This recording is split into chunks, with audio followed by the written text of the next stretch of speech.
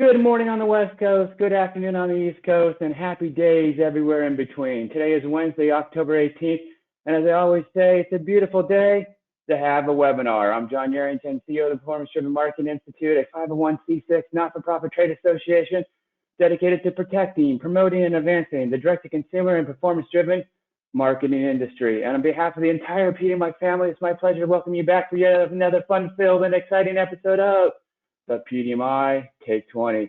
As a reminder, the PDMI Take 20 is a quick-hitting roundtable discussion led by industry experts on trending topics, all in 20 minutes or less. And today we are joined by a trio of incredibly talented industry leaders, including Cote of Magnite, Garrett MacDonald of AudienceX, and Emily Robinson of tvScientific. And together we'll be discussing the current landscape and the growth opportunities for brands and advertisers in using CTV. However, before we get started, please allow me to do a little housekeeping, if you will.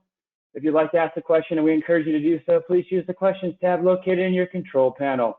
Also, please note you're welcome to ask questions throughout today's conversation, but we will be holding all replies to the end of today's discussion. Alrighty, folks, with that said, it's my pleasure to introduce today's moderator. He once turned a vampire into a vegetarian. He's the fearless Chris Foster. Chris is Vice President of New Business at Modern Postcard, a direct marketing agency located in Carlsbad, California. In addition to his day job, he teaches brand strategies at the UCSD Extension courses, and he's the chairperson of the PDMI's Brand Response Council. As always, Chris, it's a pleasure to have you here today. Thank you so much. And for the 76th time, because today is our 76th episode, take it away, my friend. Thank you so much, John. I really appreciate it. That's right. We are in the fourth quarter leading up to our 100th episode. So this is a very special episode, and I'm so excited to welcome these talented folks on this one. So we're going to jump in. Now, hopefully, if you had the pleasure and the privilege to join us at PDMI West in San Diego, there was a roundtable discussion on CTV, What's the Buzz? And as we discussed at that roundtable, CTV is no longer on the outside looking in. I remember several years ago, a PDMI session on CTV, and it was interesting, it was new, not anymore.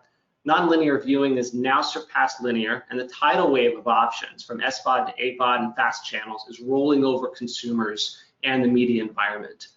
Gen Z and Gen Alpha will more likely choose streaming options versus linear, and the tactics, options, devices, the hardware, the choices, they're going to be multiplying in ever-expanding ways over the next few years and beyond. So the question is, it comes through now. How are CPMs adjusting? Where are the dollars going to flow? How do brands and agencies adjust their budgets to accommodate? I mean, generally, what the heck's going on with CTV? Because this is something we'll probably have to revisit at least every 6 months, maybe even every 4 months, the way things are changing. So we've got this expert view. We're going to dive in. And Garrett, I'm going to start with you because you're in it so much and you've been in it. What are the big changes that have happened in the last 6 months? And now that you've got some 2020 hindsight, what's really come up to you as kind of these clear markers of change? Yeah, well, thank you for having me in. I'm looking forward to the session today as always, but I would say, device adoption, subscription fatigue, and targeting, data, applications of data, ad formats, these are some of the, I guess, the advancements or enhancements that have happened within CTV. Ad formats and more enhanced experience around, shoppable and interactivity, and whether it be, voice ads or voice activation or, pause advertising or different unique formats with the big screen, I think are some of the major advancements over the last 6 months. And of course, the growth of fast channels here in the capital of fast channels here in Southern California. So I would say great content proliferation given the lower cost of production and distribution with fast channels, being able to create more niched content, which typically has driven, higher engagement and tune in. So I think those are some of the main pillars over the last 6 months. I really think that's interesting too, where we know from a marketing side that consumers have more choice than ever in terms of brands they want to find and select. and they become advocates of certain brands, and oftentimes they're niche brands. And then marketing becomes even more niche. And I think it's interesting that you talk about niche content within CTV allows advertisers then to find that niche audience and use that niche content as the vehicle to get to them. Those are fantastic. You had a slew of stuff that we could go into in depth, but Emily, I want to give you the chance. What has changed to you? What are these big markers that have changed in the last 6 months from your perspective?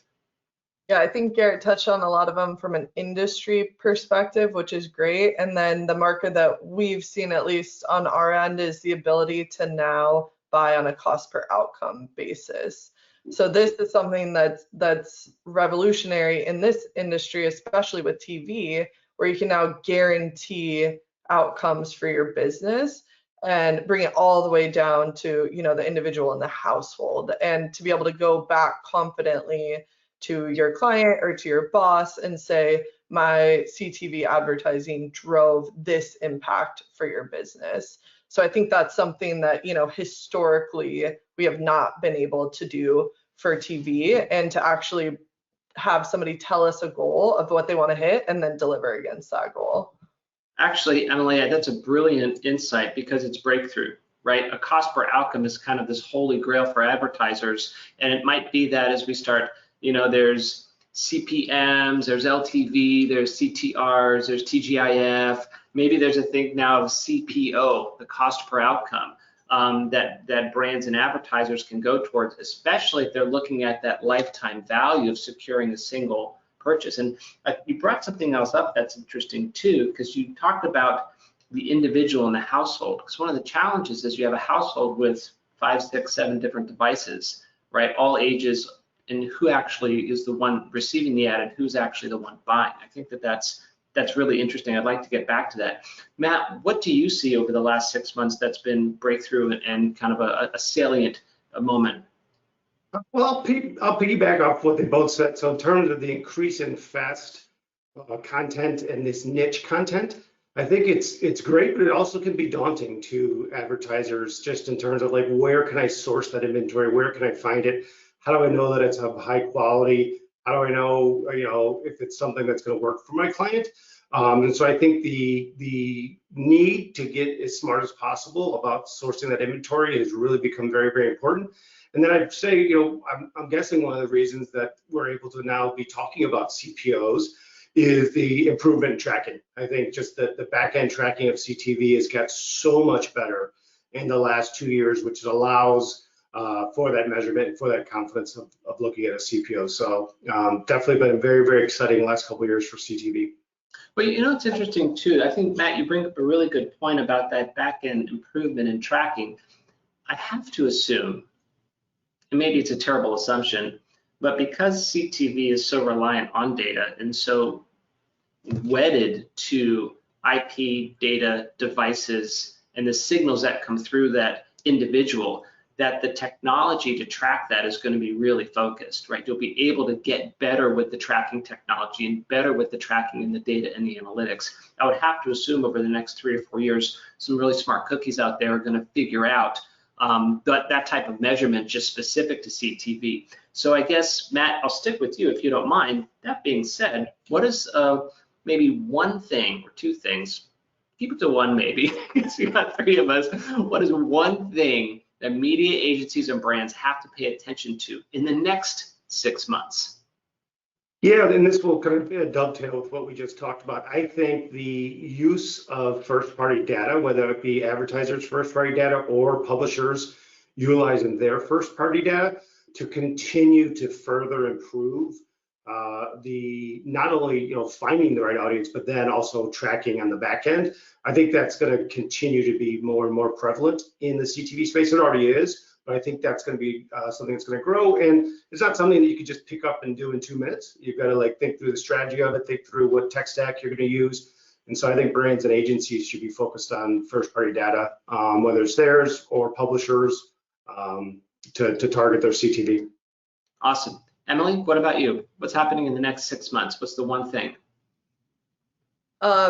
I think just the rapid adoption of CTV, we're already talking to some clients that are dramatically increasing their spend towards this channel. And I think it's happening faster than we even knew it would. And so for the marketers that don't start now, at the end of this year, to start testing it, understand it is a different way to buy a channel. So like, can you educate yourself on this? Can you find community? Like, can you get your creative up and running so you can start testing? It's going to be a critical period of time. And I think that brands are going to be pushing on their agencies, and you don't want to be in a situation where you're on the back foot trying to figure it out. So how can you get in front of this? I think will be very important. And I love that, getting in front of it. Now, quick question for you, and then I want to ask this question to Garrett. Do you think that the spend to CTV is going to be a larger share of the overall pie, or do you think the pie gets a little bit bigger because of CTV? What I've heard, kind of anecdotally, we're about to actually run research on this, so I'll add that question in. I'll see 6 months on the next Take 20. Yeah, I'll have updates. Is that it is a larger portion of the budget that they have, so increasing that. I have yet to ask that question, but I think that's a really brilliant question to say, is the pie increasing total? So maybe Garrett might have, like you said, more insight into that one. Well, let's ask him on that. But first, Garrett, I'm going to ask you, what is the one thing that folks should be paying attention to in the next 6 months? So hitting on Matt's very intelligent reference there, I would say a content identifier is the single most important thing for a marketer at an agency or a brand to be focused on right now. Being able to understand where to align your creative next to the environment that is suitable for your brand or the brand's identity is really, really important with the proliferation of content. And so I think that's the single most important thing. And I'm not just talking about, app and channel and genre. Like, it has to be beyond those standard signals that are available in the ad, in the bid stream. You have to get beyond the content object into what's inside the actual video stream itself. So I'm talking about, sight, sound, and motion, sentiment, brand safety, brand suitability. Those signals and those flags are really important, and they are tied back to a hashed content identifier in a very privacy safe way that's compliant with VPPA and other, the fact that it's publisher's first party data before it becomes the advertiser's acquired user, and all of those considerations that Matt and Emily have hit on with respect to content and audience data are also equally important with the content signal. I love that idea. I mean, we watched Great British Baking Show on Netflix, and imagine an ad for that. Even though it's cooking, you could get it wrong if the ad's for like a big wok, which is actually should be on like Chef Challenge instead of something like baking pan or bakeware, right? I mean, you can get really granular because the details of it are so good. You would think that that's the assumption folks would make, that I can target the absolute right product with the absolute right program. That might be a little bit different on fast channels. I don't know. And Garrett, I guess I'd like to talk to you quickly about fast channels, because you're now living in the place where the fast channels have become pretty exciting. And just for context, in 2020, fast channels were 6% of programming content. And in 2022, just 2 years later, it's 30%. Emily, you had talked about how there's an increasing speed of adoption. I think there's probably even an increasing lean in towards what fast channels can do. Garrett, why don't you talk to me about that, and what do you see in terms of any kind of disruptive approaches or technology that you see maturing in 2024 and 2025 as it relates to fast? Well, I think Matt and Emily have both hit on it. It's really, outcome-based advertising, and I think tvScientific, to steal or coin a phrase that you guys have coined, is CTV as a performance channel. I think your company, your team have done a great job in creating a product that really drives those outcomes. And so I think, a lot of that data for targeting to get down to not only at the household level, but what are the primary devices for ad serving within the household is really important. And then back to, harping on the content signals, you could have 2 impressions that are valued, that are the same audience that's being targeted, but you could have different performance when it's served on different content. And so having the ability to understand universally across your campaign, not publisher specific, not publisher declared necessarily, but universally understand the content signals across all of your campaigns, across all of your publishers and content providers, I think is going to be the single most valuable advancement within, FAST and streaming ad-supported television. So I love it. That's very specific. Emily, I guess maybe I'll ask you then, if you could write a blueprint for a client CTV strategy, they said, here's my blueprint, please make it so. What would that look like? Yeah, it's a great question. I think it really does depend on the client, what their goals are. If they are just looking for broader reach, it's a little bit easier to put that plan together and keep it more open. When it is more outcome based, getting very specific with them. Are you trying to drive app installs? Are you trying to drive ticket sales or subscriptions? And then putting together a couple different types of ad groups for them to optimize and learn and ultimately be able to see what is driving the most sales. Is it the target audience that you thought you wanted to go after, or is it, just putting together a broader line item and then letting our algorithm or any algorithm optimize to what's actually performing? So I think there's a lot there, but it's helpful to find a partner who will work with you to say, what does great look like for you? Let me build that with you.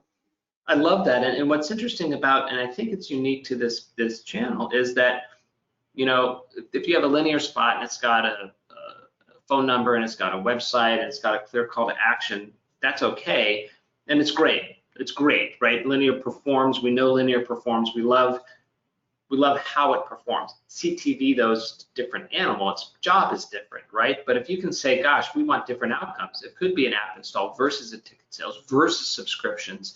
Your content, the ad itself, the call to action, how someone follows through that customer journey can be different in the CTV environment. I think that's what's both daunting but also very exciting for the real smart at heart to figure out how to manipulate and change it. And also it's for the curious of nature, right? To figure out what's actually working or not. So Matt, I guess I'll ask you that same blueprint question, right? I've got a blank page and someone says, please Matt, fill this in. What do you do? It's going to sound oversimplified, but to me, it is making sure you've set up very, very accurate tracking, whether that be something you build in-house or work with a third-party provider, and then get really smart about how you're sourcing inventory, which most likely will come from a few different types of buying, and make sure that you're sourcing as much quality inventory as you can, because you want a broad canvas for testing. And the last thing is test, test, test. I mean, I think Emily nailed it, like making an assumption about which audience or which publisher is going to work.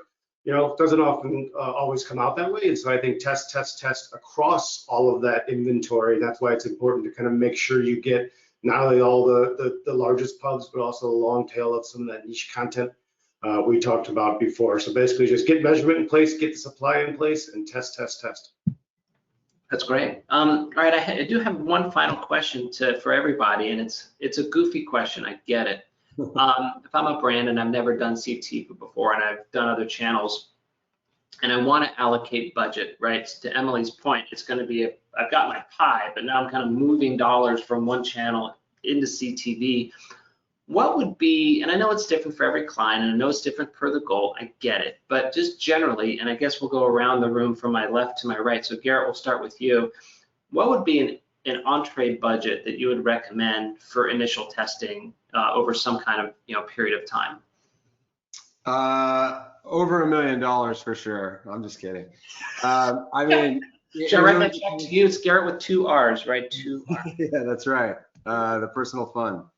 I mean, it really, brands have, agencies and brands have different, thresholds. And for somebody that's kind of, dipping their big toe into the vast ocean of opportunity within streaming television. I think, it is case by case, but we like to think of things in terms of like statistically relevant data sets, to make an impact or move the needle on share of voice, or, even getting a daily or weekly amount of conversions that are sort of statistically relevant to help the algorithms work and optimize towards the highest performing audiences on the content that, is most relevant for your brand, product, or service. And so if I had to say, I would say 25K or 10K per channel at the very, very least is kind of really, I guess, the best practice or recommended approach for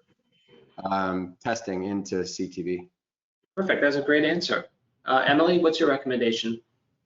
Yeah, I echo what Garrett said, and just the mindset that these marketers are in typically is, let me test this the same way I would with search or social, because it is another channel for you. So just thinking about it in a similar way of, let me just get started, let me make sure that I have enough to achieve my goals, with the idea that if it's performing, let's put more into this quickly. And you can see that really fast now with CTV, which is wonderful. I really like that analogy, Emily, because that's one of the things that a marketer would have is like, what is it like? What does it look and smell like? It's totally different than outdoor, right? It's totally different than, say, direct mail. And so what is its close cousin, right? The family of media that it kind of looks and smells like, because it can be evergreen, it can be ongoing. And so thinking of it as search or social in a way, frame of reference, I think is very helpful guidance. Matt, you're going to wrap it up. You're going to take it home. What's your recommendation? I think that 25,000 to 50,000 range allows you to get a very good read on, hey, is there life to this? It may not be exactly where you need it to be in terms of results, but if you're anywhere close enough, that will lead you to future testing and hopefully growing the budget. You just want to be careful to make sure to have enough impressions to make a read on the back end. But I think that, especially 25K, just as a temperature check on is this going to work, is definitely plenty of money. Yeah, that's great, because you can determine if it has life and legs, and then if so, then you can actually bring it a little bit more. Well, as John predicted, we are absolutely past the 20-minute mark, as you would think. My hope is that I'm sure we do have some questions from the audience, so let's get to those questions. Johnny, are you there? Yes, sir, and we do have some great questions for the group. So I'm going to start with one that came in early on in the conversation about CPOs, and it says, regarding the cost per outcome, how is outcome defined? Meaning, what does it include?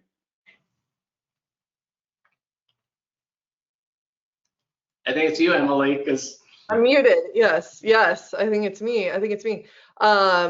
The great thing is, we work with clients to determine that. Typically, it's similar to a CPA model. So what is the action that you want to have happen? A lot of times it's website visits, it can be demo requests, it can be movie ticket sales, it really can be subscriptions, it can be anything that you want to track, that you would track in search or social as well. So the world's your oyster. Great, thanks, Emily. That's wonderful. Appreciate that. Here's another question for you guys, and this one's more around the viewership or the audience. There's been some recent consumer research about a growing desire to see streaming outlets presented as a bundle, essentially like old school pay TV. Do you see this eventually happening, this model happening in our space? And if so, when might it happen? And I do think there's going to be further consolidation of the content and who's producing and who's putting it out, and we've already seen a lot of that bundling already happen. So I do think that trend will most likely continue. Can't put my finger on exactly when that's going to happen. It's probably more of a slow merging thing that will occur, but it is pretty funny that we're trending back towards what looks like the old school bundle, because as much as everyone hated to talk about it, there was a financial reason that there was a bundle. So I think it's a great question. I think I'm super interested to see where it's going to go. I just want to see which streaming services bundle up with Hiya. Hayya is a Chinese martial arts streaming service. It's all it's like I was like that. I gotta watch this. I love that concept, because naturally you would think that like-minded channels would group up and huddle up, reduce that subscription price that you can get all three, and then the user has their choice. I think that the market's going to determine that. Yeah, I think that's driven by subscription fatigue and content discovery challenges that, you know, the Ad Exchanger article, honey, do you want to watch AVOD or SVOD? Or, you know, the ongoing joke about, you know, family co-viewing, trying to figure out what to watch, and then you just get fatigued and you're like, forget it, it's bedtime. So I think content discovery and subscription fatigue and bundling, you know, at the publisher level or content provider are gonna, you know, do that from a cost, you know, advantage, but also some of those other key points that I think we're seeing right now. And like you said, Chris, it's gonna be driven by the market, which is, I guess, a good thing for all of us, right? Right. Yeah, great feedback, everyone. Thank you so much. Here's a measurement question for you that came in. Can you talk a little bit about how to best navigate the numerous measurement methodologies that currently exist in the CTV universe? Anyone else want to take that, or I can jump on it? Yeah, Matt, that's right up your alley. Yeah, I mean, in its simplest form, I'm sorry, I keep simplifying stuff to make it sound like it's not complicated, but you're getting a signal of the IP address that saw the ad, and you're then able to measure actions taken by that same IP address on the web. Is the most simplest form of doing it. As I said, you can do that with third-party companies. You can build your own pixels. There's a bunch of different ways to get at it, and there's some bleed on both sides of that. You're missing some things that you're not getting credit for. You're probably getting a little bit more credit just because maybe someone watched the TV upstairs and someone downstairs took that action. I think those two things kind of negate each other. And so it's really just kind of getting that IP address served to, and the IP address that the action takes place. You could do other things that they'll start to look at, you know, foot traffic and location and all that, but in its most simplest form, that's the best, I believe, way to measure CTV. Thanks, Matt. Good feedback. I think it's easy to keep it simple sometimes, because this concept of CTV can get complicated for people that are entering into the space. So appreciate that feedback. Let's do one more together. And this one's more on the lines of the transitioning to using CTV. What kind of advice can you offer to an agency that is looking to successfully transition their linear clients into the CTV marketplace?